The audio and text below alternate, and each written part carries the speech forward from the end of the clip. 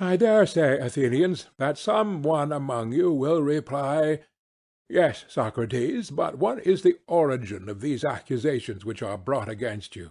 There must have been something strange which you have been doing. All these rumours and this talk about you would never have arisen if you had been like other men. Tell us, then, what is the cause of them, for we should be sorry to judge hastily of you."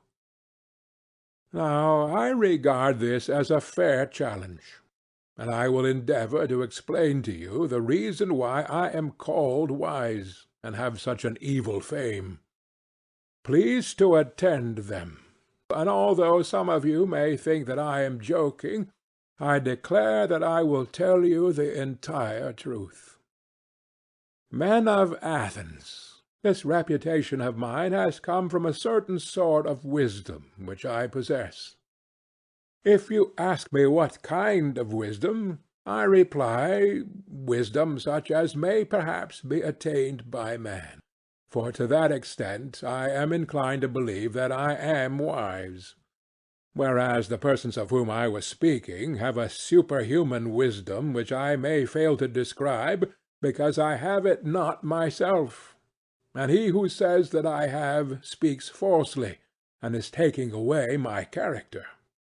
And here, O men of Athens, I must beg you not to interrupt me, even if I seem to say something extravagant. For the word which I will speak is not mine. I will refer you to a witness who is worthy of credit. That witness shall be the god of Delphi. He will tell you about my wisdom, if I have any, and of what sort it is. You must have known Chaerephon. He was early a friend of mine, and also a friend of yours, for he shared in the recent exile of the people, and returned with you. Well, Chaerephon, as you know, was very impetuous in all his doings, and he went to Delphi and boldly asked the oracle to tell him whether, as I was saying, I must beg you not to interrupt. He asked the oracle to tell him whether any one was wiser than I was, and the Pythian prophetess answered that there was no man wiser. Chaerephon is dead himself, but his brother, who is in court, will confirm the truth of what I am saying. Why do I mention this? Because I am going to explain to you why I have such an evil name. When I heard the answer, I said to myself, what can the god mean, and what is the interpretation of his riddle? For I know that I have no wisdom, small or great. What then can he mean when he says that I am the wisest of men? And yet he is a god, cannot lie. That would be against his nature. After long consideration, I thought of a method of trying the question. I reflected that if I could only find a man wiser than myself, then I might go to the god with a refutation in my hand. I should say to him, "Here is a man who is wiser than I am, but you said that I was the wisest." Accordingly, I went to one who had the reputation of wisdom, and observed him. His name I need not mention. He was a politician whom I selected for examination. And the result was as follows. When I began to talk with him, I could not help thinking that he was not really wise, although he was thought wise by many, and still wiser by himself. And thereupon I tried to explain to him that he thought himself wise, but was not really wise. And the consequence was that he hated me, and his enmity was shared by several who were present and heard me. So I left him, saying to myself, as I went away, well, although I do not suppose that either of us knows anything really beautiful and good, I am better off than he is, for he knows nothing, and thinks that he knows. I neither know nor think that I know. In the latter particular, then, I seem to have slightly the advantage of him.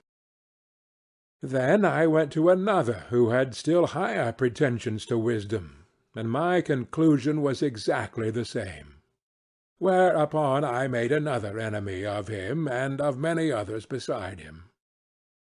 Then I went to one man after another, being not unconscious of the enmity which I provoked, and I lamented and feared this. But necessity was laid upon me. The word of God, I thought, ought to be considered first, and I said to myself, Go I must to all who appeared to know, and find out the meaning of the oracle. And I swear to you, Athenians, by the dog I swear, for I must tell you the truth, the result of my mission was just this. I found that the men most in repute were all but the most foolish, and that others less esteemed were really wiser and better. I will tell you the tale of my wanderings, and of the Herculean labors, as I may call them, which I endured only to find at last the oracle irrefutable. After the politicians I went to the poets, tragic, dithyrambic, and all sorts, and there I said to myself, You will be instantly detected. Now you will find out that you are more ignorant than they are.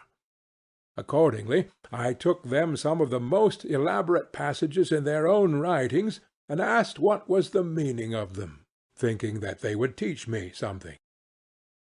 Will you believe me? I am almost ashamed to confess the truth, but I must say that there is hardly a person present who would not have talked better about their poetry than they did themselves. Then I knew that not by wisdom do poets write poetry, but by a sort of genius and inspiration. They are like diviners and soothsayers, who also say many fine things, but do not understand the meaning of them. The poets appeared to me to be much in the same case, and I further observed that upon the strength of their poetry they believed themselves to be the wisest of men in other things in which they were not wise. So I departed, conceiving myself to be superior to them for the same reason that I was superior to the politicians. At last I went to the artisans. I was conscious that I knew nothing at all, as I may say, and I was sure that they knew many fine things. And here I was not mistaken, for they did know many things of which I was ignorant, and in this they certainly were wiser than I was. But I observed that even the good artisans fell into the same error as the poets. Because they were good workmen, they thought that they also knew all sorts of high matters, and this defect in them overshadowed their wisdom. And therefore I asked myself on behalf of the oracle whether I would like to be as I was, neither having their knowledge nor their ignorance, or like them in both. And I made answer to myself and to the oracle that I was better off as I was. This inquisition has led to my having many enemies of the worst and most dangerous kind, and has given occasion also to many calumnies. And I am called wise, for my hearers always imagine that I myself possess the wisdom which I find wanting in others. But the truth is, O men of Athens, that God only is wise, and by his answer he intends to show that the wisdom of men is worth little or nothing. He is not speaking of Socrates. He is only using my name by way of illustration, as if he said, He, O men, is the wisest who, like Socrates, knows that his wisdom is in truth worth nothing. And so I go about the world, obedient to the god, and search and make inquiry into the wisdom of any one, whether citizen or stranger, who appears to be wise. And if he is not wise, then in vindication of the oracle I show him that he is not wise, and my occupation quite absorbs me, and I have no time to give, either to any public matter of interest or to any concern of my own, but I am in utter poverty by reason of my devotion to the god.